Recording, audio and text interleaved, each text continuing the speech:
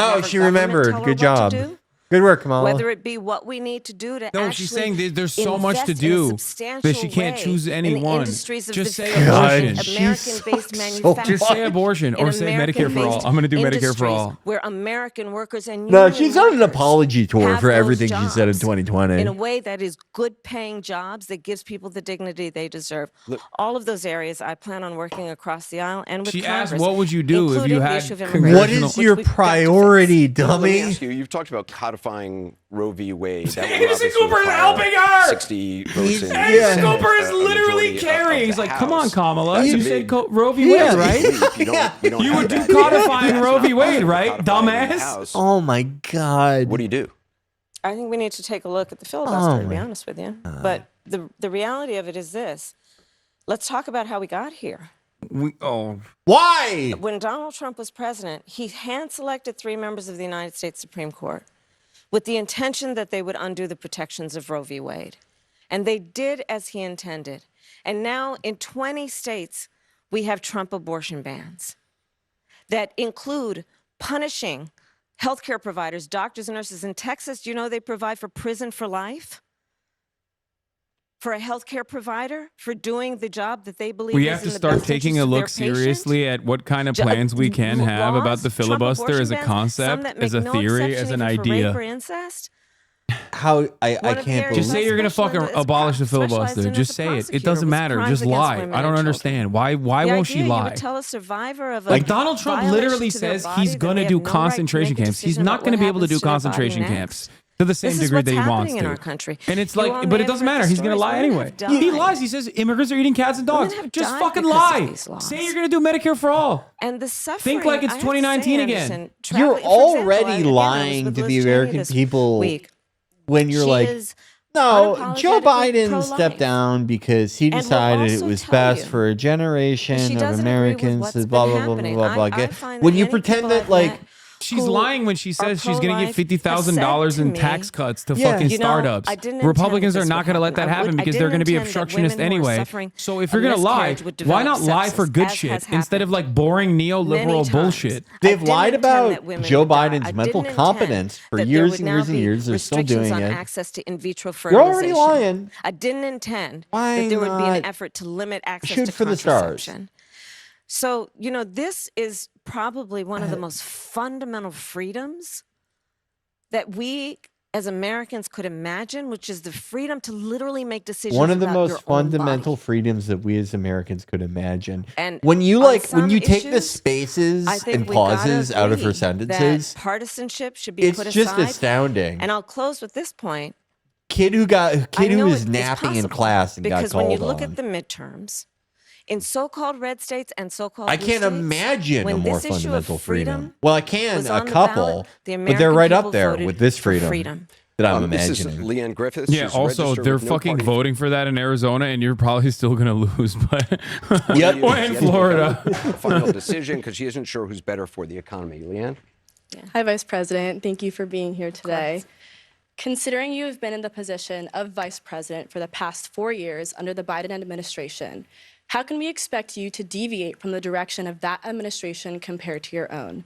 How can we differentiate your policy and your beliefs from that of Biden's? Okay, this was a surprise. I would not have thought like Well, a first of UPenn all, young black my woman would administration be will not asking be a such a continuation of conservative the Biden question. administration. I Like bring demographically to speaking, this is like this role my own ideas. I don't know if it's and my own conservative. Like, experience.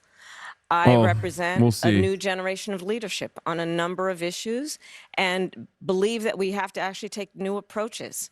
For example, what we talked about in terms of housing. I thought you would talk about my Gaza. I thought the experience question would be that about Gaza. leads to that priority I includes what think did they to take only on let the you big in banks if around you're in the youth foreclosure wing of crisis Third Way. when I brought billions of dollars to homeowners that were the subject of predatory lending. I know what home ownership means to the American people, not to mention what it meant to my mother, who worked very hard and saved up so that by the time I was a teenager, she was able to buy our first home. I bring to it my experience. Homes actually were a taking really care big my part mother of when my she was sick, childhood. and it was, as it turned out, dying You know, from as cancer. someone who grew up in And a so I home, know what it means. scratch and have the that. experience For of someone taking care who grew of up an as elderly the relative, daughter and of I a have raised children. homeowner, And so I bring to my priorities and My will, as God. president, a new approach and a new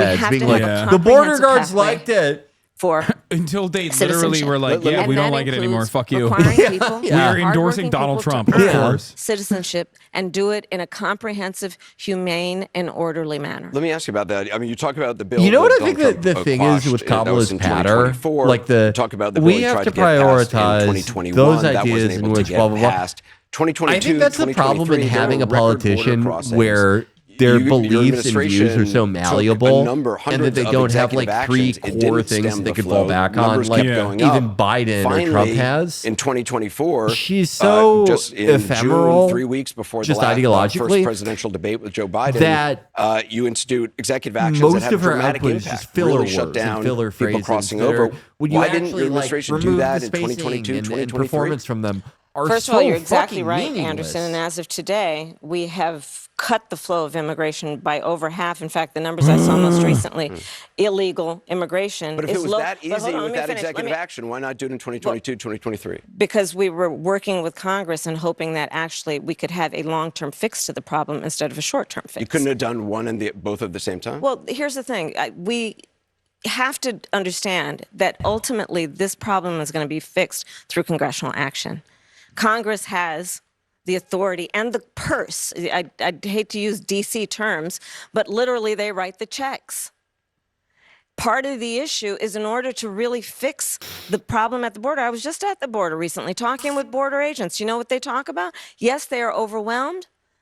They're working around the clock. And the other thing that they talk to me about, I feel really bad we for need the more border judges agents. I down feel there to really deal bad for with the asylum Gestapo. claims. Can we get need better more help for the personnel border down there to agents? deal with processing.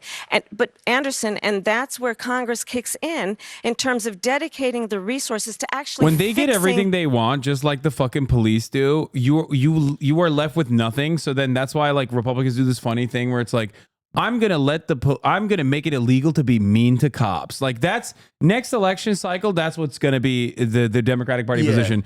It's illegal now to make fun of the Customs and Border Patrol because they can't do their jobs if you make fun of them. Do you wish you'd done those executive orders in 2022, 2023? I think we did the right thing. But the best thing that can happen for the American people is that we have bipartisan work happening, and I pledge to you the most that important I thing, will huh? work across the aisle to fix this Fucking long-standing Christ, problem. this I think sucks. the American people are demanding it on both sides of the aisle. And it's time we actually put the partisan approach to this aside. We know what can work. Well, let's talk about this compromise bill that you want to pass if you're elected. You said that's going to be a priority. It includes $650 million in funding for the border wall. That's something Republicans wanted. That was part of the compromise. Under Donald Trump, you criticized the wall more than 50 times. You called it stupid, useless, and a medieval vanity project. Go Is a border wall stupid? Well, let's talk about Donald Am Trump I and that border stupid? wall. Would you kick my ass? So remember Donald Trump think said I'm Mexico fucking would pay stupid? for it? Come on, they You hate didn't. me? How much of that wall did he build? I think. Yeah, that was the problem with the border wall, that they didn't get Mexico to pay for it. What are you, a fucking Trump supporter? Like, what are you saying? That President Obama Oh, built. maybe she's But a you're former agreeing to a Groyper. bill that would She's earmark like a betrayed $650 million Groyper, and to that's why she continue entered building politics. that. I pledge that I am going to bring forward that bipartisan bill I'm trying to to find further 7 strengthen Up and secure our Shirley border. Temple Yes, I flavor? am, Like, and I'm going to fucking work across impossible. the aisle. How about you solve that to one, pass Kamala? a comprehensive bill that deals with a broken immigration system. I think Jackson's question, part of it was to acknowledge that America has always had migration, but there needs to be a legal process for it. People have to earn it. And that's the point that I think is the most important point that can be made, which is we need a president Why don't who you is marry grounded Jackson? in common sense and practical outcomes. Like, let's just How fix dare you this disparage thing. Doug? Let's just fix it. Why is No, there any yeah, Doug- ideological perspective would on it? Let's just fix the actually problem. To Doug's fix got the problem, shooters. you're doing this compromise I'm a bill. Doug It does call supporter. for $650 million that was earmarked under Trump to actually still go to build the wall. I am not afraid of good ideas where they occur. You know, so Anderson. you don't think it's stupid anymore? I think what he I'm did not and afraid how of he good did ideas. it She said was- the did wall not is a make good much sense idea. because he actually didn't do I'm much not of afraid anything. of good ideas. I just talked about that wall, right? We just You know, talked about it. He didn't actually As the daughter do of much of anything. somebody But you do want to build who some had wall. a house that had With walls. I in it. want Yeah. to strengthen our border. This is Annalise Keene. She's from Philadelphia. She works as a fundraiser for Habitat for Humanity. She's registered with no party affiliation. She says she's a Democrat. She's leaning toward voting for you, but said she's yet to make her final decision in part because of the conflict in the Middle East. Annalise? Thank you, and good evening, Madam Vice President. Good evening. My question is, as president, what would you do to ensure not another Palestinian dies due to bombs being funded by U.S. tax dollars? So I will say, and I think this is to your point, far too many innocent Palestinian civilians have been killed. It's unconscionable. And She said Palestinians we first. are now at a place where with Sinwar's death, I do believe we have an opportunity to end this war. that? Bring the Why does hostages she home. keep saying She's that? so Bring stupid. relief She's so to stupid. has the no idea why Palestinian she's saying people that. and work Wait, I wanna toward hear this. Hold a on. two-state solution where Israel and the Palestinians in equal measure have security, where the Palestinian people have dignity, self-determination. The question was, and what the would you safety do to that they ensure that so no other rightly Palestinian deserve. dies due to bombs being funded by What do U.S. you tax say to dollars? voters who are thinking about supporting a third-party candidate or staying on the couch, not voting at all because of this issue? Listen, I am not going to deny the strong feelings that people have. I don't know that anyone who has seen the images who would not have strong feelings about what has happened, much less those who have relatives who have died and been killed. And I know people and have talked with people. So I appreciate that. But I also do know that for Israel many has a right to people who defend care itself. about this issue, they also care about bringing down Will the she price of bring up groceries. They also care beheaded about baby? our democracy and Oh not my having a fucking president of the God. United Oh my States who fucking God. admires Oh my dictators and is a fascist. They also care about the fact that we need practical, common sense solutions from a leader who is willing to work across so the aisle on behalf of the American people and not themselves. Doug Burson would be They up want by a president who 15. cares about a fundamental freedom to make so decisions fucking about your much. own body. Understanding that we're not trying to change anyone's beliefs, care about but let's not have the practical government telling women what to do with their body. I want you to meet Beth Sandberg. She's a realtor, Oh, a my mom of four from Ballackinwood, Pennsylvania. She's a registered Democrat, says she's undecided because of concerns about anti-Semitism. Beth? Yes! Hi, thank you for being here. Thank you, Beth. for remembering we need to bring the hostages home. Of course. The rise of anti-Semitism and violence from anti-Semitism has risen greatly on college called campuses it. and on our city streets in the last year. called it! How would you combat this growing trend and protect our young adults? Support our troops ribbon. Thank you, Beth. You are right, and I will say that we have seen a rise in anti-Semitism. It is something that we have to be honest about and we have to deal with. As Attorney I will be General, giving Doug a I actually gun. published a hate crimes report. On Like, a what regular more can you basis, do? and You like anti-Semitism kill was the among fucking the anti-Zionist yeah. Jews on campus? country, Like, and what this do was you before what can October you do more to combat And we know what we anti-Semitism on college We're campuses? looking Part into of what starting we've the got to do policy is of building a talk Gundam with suit people for Doug. so that they understand what are the tropes, what are the roots of what we are seeing. So that we can actually have people Trope education. be more Let's get it. understanding. We need to have laws in place. Yeah, that that's make why I'm supporting the those who IHRA commit definition crimes bill. on Say it. behalf of anti-Semitism and hate, that they pay a serious consequence. We need to have the deterrence so that doesn't happen. She's so We much need more to passionate ensure about this than that the Palestinian dead college children students stuff. Like, are she's safe popping off. in their She school stopped relying and on feel all like the safe to be crutch able to go to connector class. phrases. Yeah. But I'm going to tell you what doesn't help. Again, I invite you to listen What if she said something and crazy go online right to now? listen Like, to what if John she- Kelly, Wait, the what? former chief of staff Oh, of Donald Trump. What did you think it was going to be? has Oh my God. told us. How funny Donald would it I be? thought she was gonna be like, said we have to why- listen to the essentially, why aren't protesters. my No. generals She did no. like those of Hitler's, Wouldn't it be funny though if she had just like fucked Like up and said Hitler. something? She was like, who has You gotta admit, referred though, several times some we've heard Jews are from him for annoying. years. You believe Donald Trump is anti-Semitic? she's like, listen, I believe I'm Donald Trump married is a to one, danger and he's to like the kind well-being of and security of America. He has said that She's like, next he's cast question. himself as a protector of Israel. Do you believe you would be more pro-Israel than Donald Trump? I believe that Donald Trump is dangerous. I believe that when you have a president of the United States who has said to who his is generals, confused by anyone for at him this because point? he Like, is we know commander-in-chief. it's maximum These support for Israel for conversations, I both assume parties. many of them took place What in the more can Oval you do? Office. oh my fucking. And if the president Anderson of is the like, United we States, brought the a commander-in-chief, is saying to 6-year-old his Palestinian that we generals, extracted in from under the essence, rubble in Gaza. why Like, will you can't kill be her more right like now? Hitler's generals, Anderson? Come on. This is a serious issue. This is so bad. And we know God. who he is. He admires dictators, sending love letters back and forth When with the Kim American Jong-un. Free Officers Movement wins, Anderson Cooper is going Talks to live about in a zoo. the president of Russia, and then most recently, the reports are that in the You're height going to of be able COVID, to throw bread at Anderson when Cooper. most and he's Americans gonna, could he's not gonna get their hands self-harm on a for eating COVID it because test, it's carbs. Americans were That's the dying by the only food he hundreds a gets. day. He secretly I sent personally think he COVID should only do tests hurricane coverage. to the It was very president of funny. Russia for his personal use. So again, this election in 13 days is presenting the American people with It's a funny because that very woman is still significant voting Trump, decision. by the way. Yeah, no shot. And No shot. on the one Like, side, on this she's issue going to vote the same way of who is as going if, to you know, model if Kamala had really said what it means to they're use kind of the bully annoying. pulpit of the president of the United States.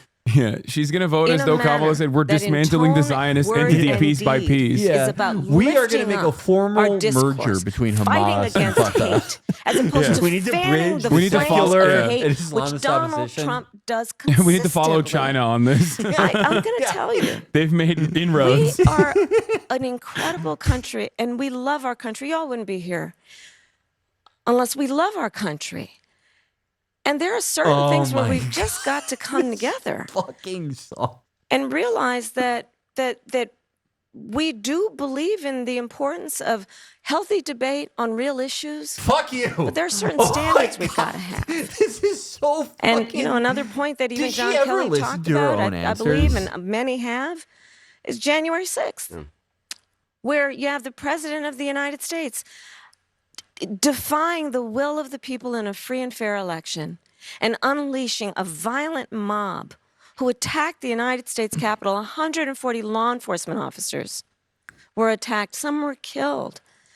It's kind And of so funny I say that she like barely said what she would do for like combating anti-Semitism on campus. I'm no longer voting for Kamala Harris. I'm confused by whether or not she will take this issue seriously. Yeah. No, she didn't. I'm a single issue About voter, okay? how we think about the role and the Will responsibility. every single And college certainly campus not. liberal sign a petition to say they will never disparage the beautiful state of Israel or not?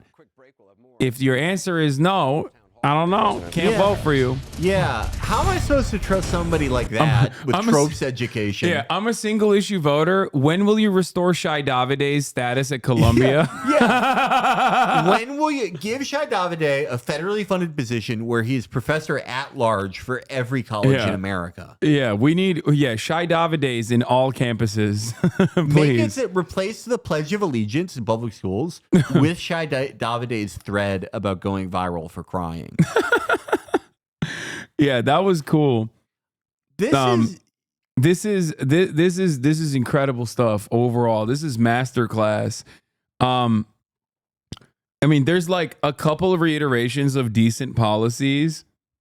Wait, what? Hasan will become a single issue voter when they push for banning Zinn. No, I'm already a single issue voter. I am a single issue voter.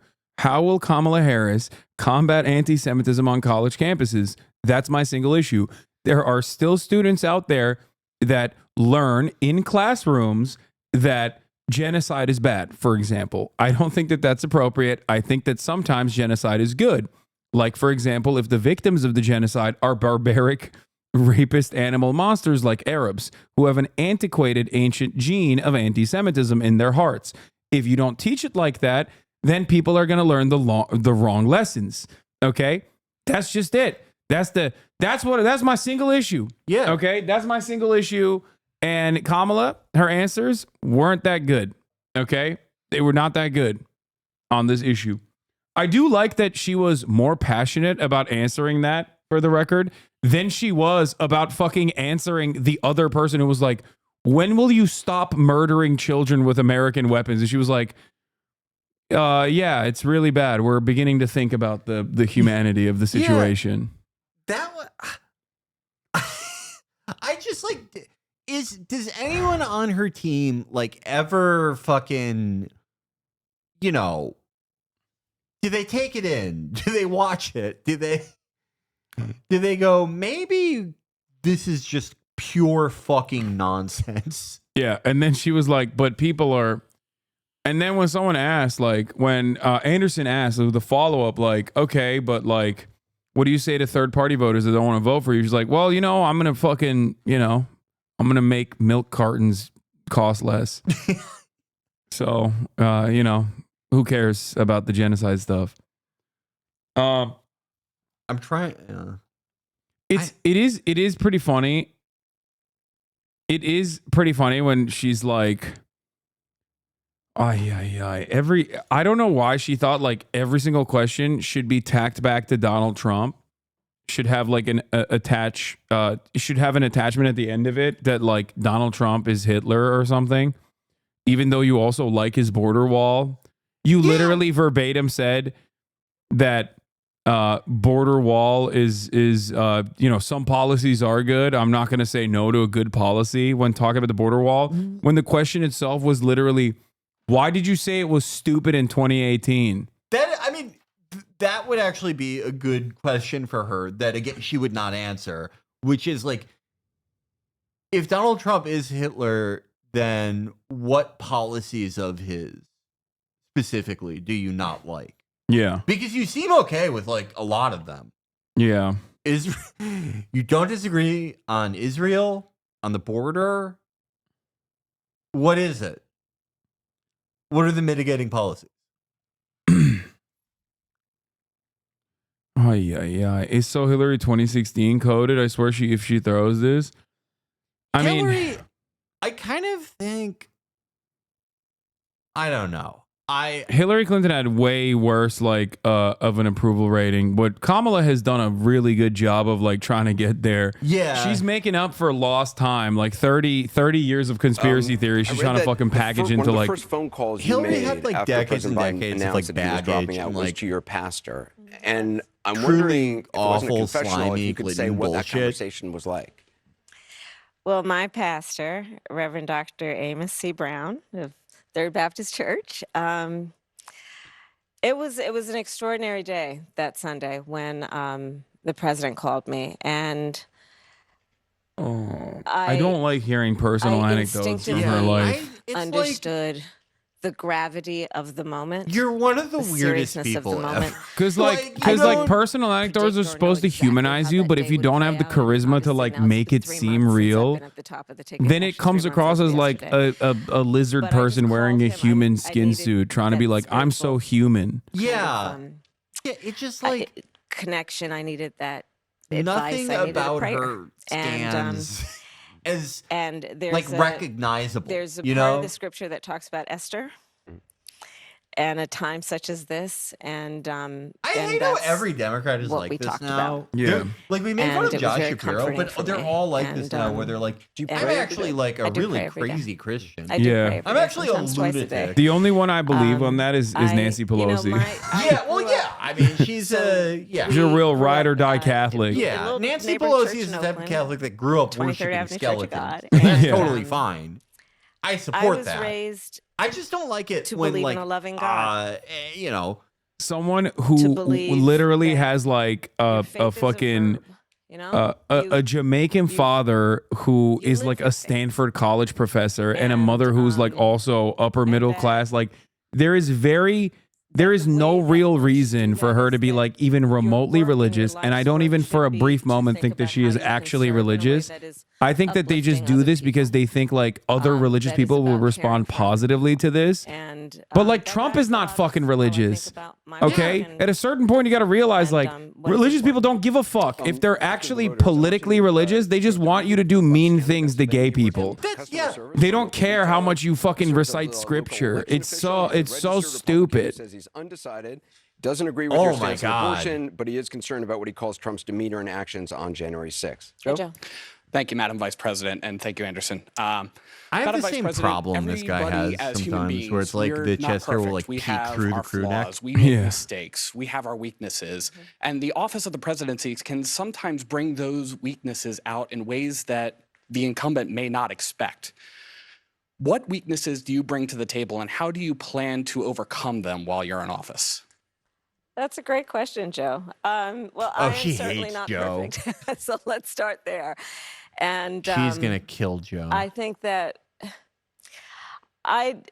perhaps a weakness, some would say, but I actually think it's a strength, is I fuck really off. do value having a team of very smart people around me Oh, who what a bring weakness! to I care too much. decision-making process. I'm too bipartisan. The people, Different my perspectives. friends are too smart. My team will Just tell once, you I am just constantly once. saying, I would like let's to see a kick the politician tire on answer that. this. Let's kick the and be tires like, on it. I'm actually a little racist. Because listen, I'm actually, as I mentioned earlier, I started She's my gonna say, I career think as Doug's a annoying. prosecutor. Doug's annoying. I'm a It's little made me racist. anti-Semitic. And I haven't. I've tried I everything haven't from been low-level sober offenses behind to the wheel of a homicides. car in like 17 And years. I I'm learned fucking at a barred out very right early now. stage of my If you career couldn't tell. and adult When I life don't like something that happens my on a TV actions show, have a I direct shoot a impact wall. With my Glock that I own people at my in a house. very fundamental It way. scares Doug When I a was lot Attorney when General I of do California, I was Attorney General of what is the fifth I've largest economy adopted in the world. dogs and then just returned them just And because acutely I don't aware know, that they were stupid. my words could move markets.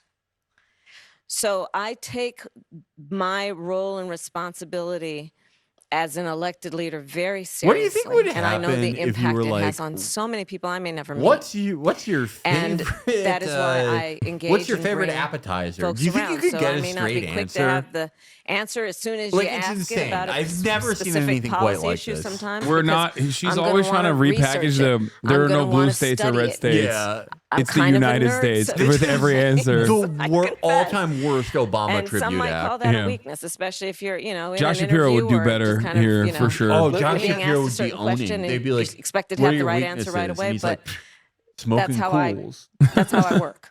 I don't think I've ever Sometimes heard the I former like to smoke a little president admit cool mistake. A lot of politicians after a breezy don't. summer night. Is there I like something a you can reefer. point to in When your I'm playing life, ball with the political life, or in boys. your life in the last Like 4 a years reefer? that you think is a mistake that you have learned from? Like filling up my jam meter I and mean, doing special moves I've on the made court. many mistakes. And they range from, if you've ever parented a child, you make lots of mistakes too. In my role as vice president, I mean, I've probably worked very hard at making sure that I am well versed on issues, and I think that is very important. It's a mistake not to be well versed on an issue and feel compelled to answer a question. God. I want you to meet Pam Thistle. She's from Is Winmore, anyone ever Pennsylvania. gonna She's a be realtor. like, She's "Hey, a widow. Her you husband Mike didn't answer died the just a year thing I ago. asked." She has 2 daughters in college. She Just registered with said no party fucking affiliation nonsense and says she's again. undecided. She has concerns about how you would handle the economy. Pam? Thank you, and thank you, Anderson, and happy belated birthday to. Thank you very I much. really, And I'm sorry for your loss. Oh, thank you. Yes, and I'm What? really My appreciative for husband's you still to alive. be here and get Oh, to know just you. wait. When you talk about rich people paying their fair share, can you be more specific? Income Okay, taxes Pam. are already on a graduated scale, where the more you make, the higher percentage you Wait. pay in taxes. So Wait, the what? rich are paying a disproportionate amount in taxes as it is. Over 40% of Americans don't pay Okay, any dude, income we should tax. arrest. No, we should Also, the arrest really undecided high voters. earners We should just jail move their them. money I love offshore CNN. if they are Hey, we need some regular disincentives in the undecided US. voters, This could aka impact R the describing plus it- 20 sample. I She's would like to describing hear a more progressive nuts and bolts taxation about your structure economic as though it's a plans. bad Sure, thing. thank you, Like- Pam. So first of all, Get ready it for a is sense-making the ass case answer, in the though. United States of America that billionaires on average pay less taxes as a percentage than teachers. Oh and my firefighters God, and she made a nurses. direct I'm talking response about to hard workers something. like pound the street, have some success. Yes, no, I understand, Yes. but I want to just let's Not set the the really high. Let's set the scene, right? Yeah. So when I say that the richest among us need to pay their fair share, Okay. I am referencing that, and I need to reference And not that because you, sadly, Pam. Not Donald Trump, you. when he I will was never president, tax you. Don't gave you worry. tax cuts to the richest, to billionaires and big corporations, which added trillions of dollars to our deficit. So that sadly needs to be said in a way that should Oh be yeah, obvious. that's why we need to your tax more for point, the deficit. but is not given what he did. Now, in terms of what we need to do to bring down taxes, I have pledged and have a plan for a middle-class tax cut that would affect 100 million Americans, including, for example, what we will do around small businesses. in terms of tax deductions, in terms of what small businesses are now being mired in terms of a bureaucracy around they have to fill out and do their taxes in a way that actually holds them back. Part of my plan includes extending a middle-class tax cut that would include a $6,000 tax cut, essentially a child tax credit for parents and young parents in particular, knowing that the vast majority of our parents have a natural desire to parent their children well, but not always the resources. So this is going to include an extra amount of just money that people can use to pay for childcare, which is far too expensive for too many working families. And part of the issue here is this. We cannot, and I will not, raise taxes on anyone making less than $400,000 a year. But we do need to take seriously the system that benefits the richest and does not help out working middle-class Americans. I come from the middle class, and I believe that And the I middle love the class middle class. needs tax breaks. And I love the to be small able to businesses. actually I come not just from, get I by, am a but small get ahead. business. So you're saying My mom was a small business. What I you're prosecuted saying is transnational anyone small under businesses. 400,000 won't have taxes raised. Or are you saying that anyone above 400,000 will have a tax raise? I'm saying that there is going to be a parity around what the richest people pay in terms of their taxes. Right now, Anderson, you know, it is well documented that some of the richest people in our country have gotten away with a zero tax rate. But if you're earning $500,000, $600,000, $700,000 under your plan, there's a good chance your taxes go up. We can't have this conversation without knowing it's a very complicated situation, right? If you're talking about a small business owner, I'm going to cut taxes for small businesses, right? Because I know that they need the overhead, the money that they need for overhead to actually benefit the growth of their business, which benefits our economy as a whole. Let's go to, actually, I want to reference something that about Pam. Pam, we mentioned her husband Steve died a year ago. You've talked about your mom, Shamala Harris, who died 15 years ago. What has grief been like for you? Do you still She's grieve? a 60-year-old woman. You don't stop grieving. Oh I my mean, God. No child should ever have to bury their parent at age 50. I think that there is, there are like two sides No to one a has coin gone when through- you have lost somebody. No, you they're love. trying to. This is so the Biden campaign that they're just trying to do the Biden run. I hate this If you shit have so had the fucking blessing much. I of hate everyone like a this. close and You don't know and my important story. My relationship with grandma someone, died when I was then 30. when you have that, the other side of the coin is that Don't when be an you asshole. lose She's them, an orphan. the grief becomes even deeper. Yeah. But Yeah. I also 60-year-old believe that, orphan. for example, anyone who has lost a family member through cancer or an illness, my mother died from cancer.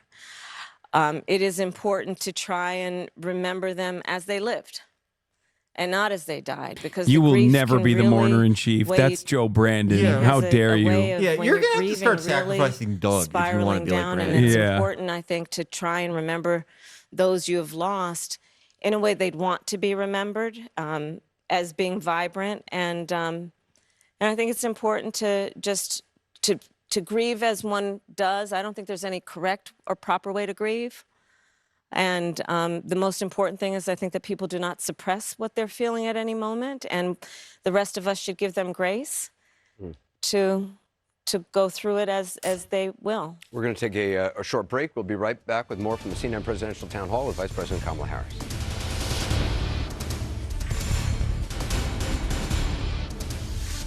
This is incredible.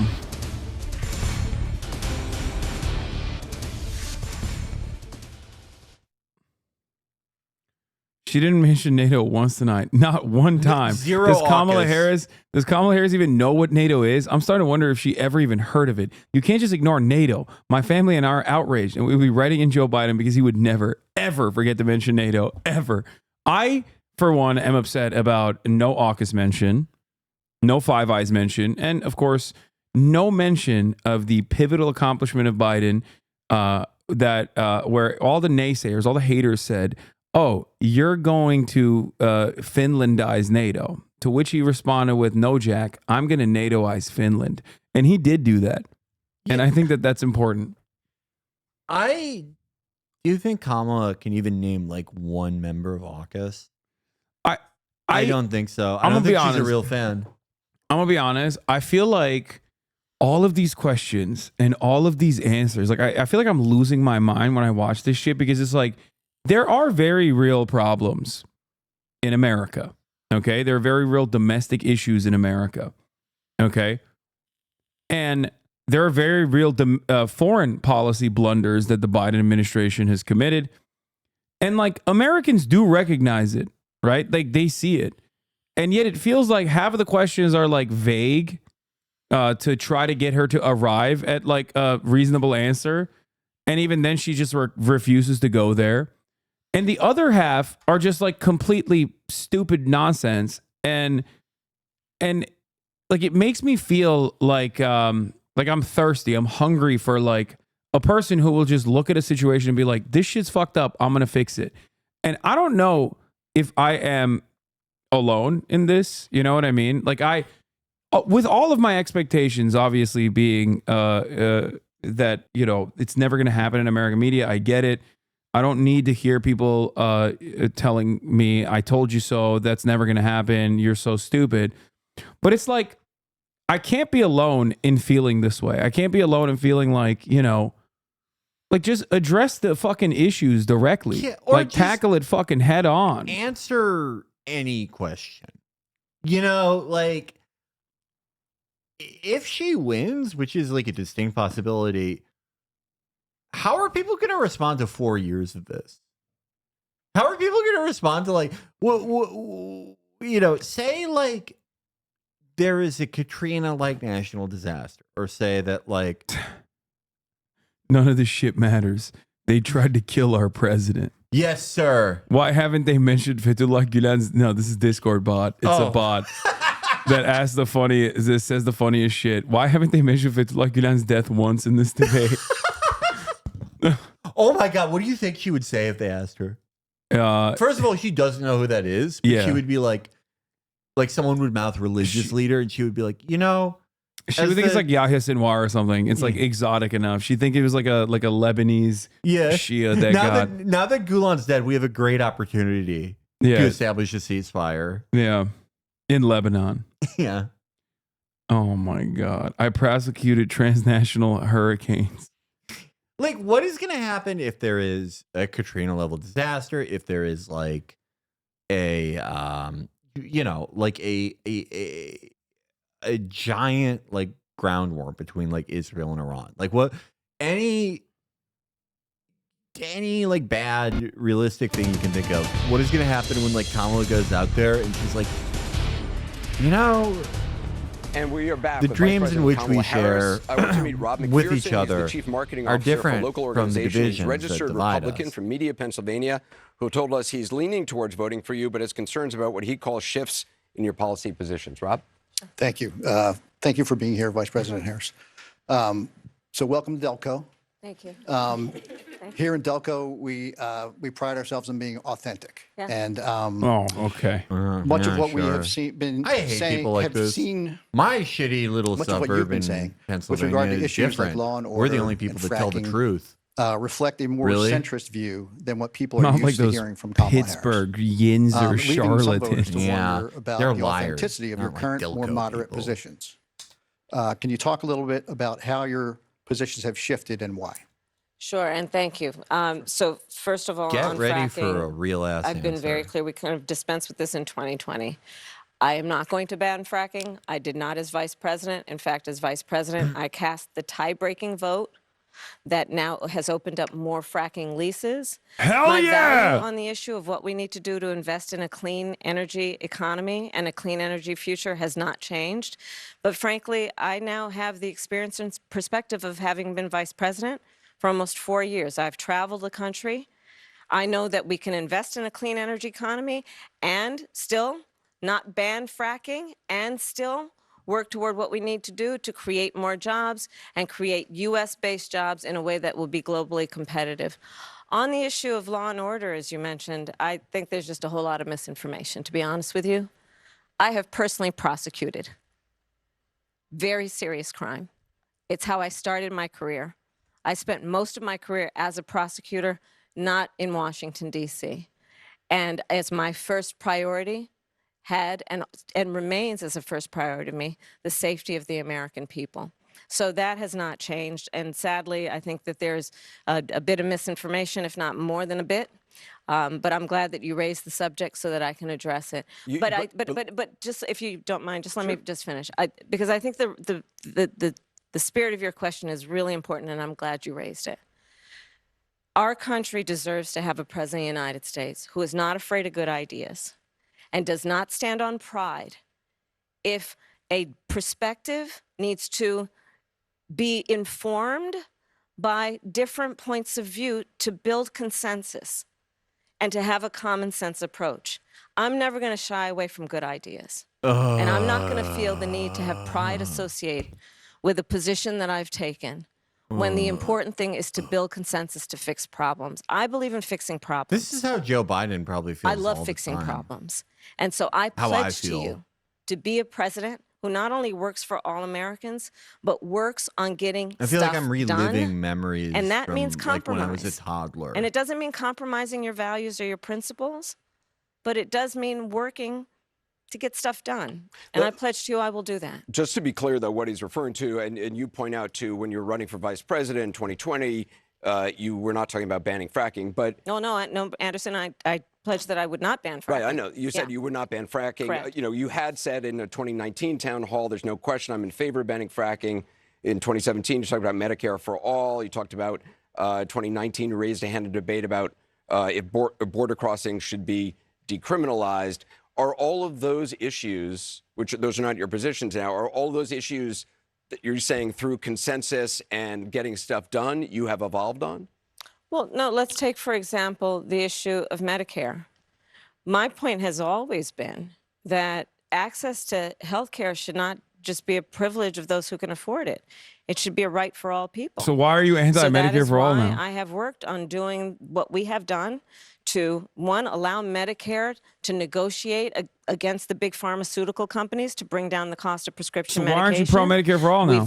We've achieved that in terms of capping the cost of insulin for seniors at $35 a month, capping the cost of annual prescriptions at $2,000 a year for seniors. But my plan moving forward, based on that very principle that I've always had, is as president to have that cap be for everyone and not just for our seniors. The work that I have done that has been about recognizing the importance of dealing with border security, that has never changed. As I said, I have prosecuted transnational criminal organizations. Yes! That I did for years before I ever ran in 2019. I mean, you did raise your hand saying in debate when asked if border crossing should be decriminalized, but obviously that is not your position. I never intended, nor will I ever allow America to have a border that is not secure. I believe we need to deal with illegal immigration.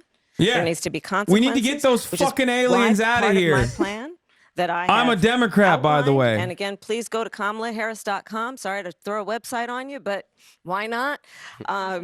And you will see that part of my plan includes what we need to do to actually do more as it relates to putting resources in, including increasing penalties for illegal crossing. And just finally on fracking, Hell you yeah. said you're clear you would not ban it as president. No, I would not ban it as president. Right, I know you're clear on that. Do you think it is bad for the environment, though? I think that we have proven that we can invest in a clean energy economy. We can mitigate greenhouse gas emissions. We can work on and sustaining what we need to do to protect this beautiful earth of ours and not ban fracking. Time is short, so I want to get some more voters in. Tanisha That's Spall crazy. from Lansdowne, Pennsylvania. She works as an education administration manager for the Pennsylvania Department of Corrections. Registered Democrat who says she's leaning towards supporting you, has yet to make her final decision. Tanisha, welcome. Thank you, Anderson. Thank you, Madam Vice President, you. for joining us this evening. Of course. I appreciate that you did acknowledge that we are a country that is faced with problems and issues. With the Supreme Court being plagued with issues, would you be in favor of expanding the court to, say, 12, so each justice has only this is one the only- circuit court Yeah, she other had the than best Chief question so Justice far. only to lib assist in here, making the only true judgments lib. more balanced?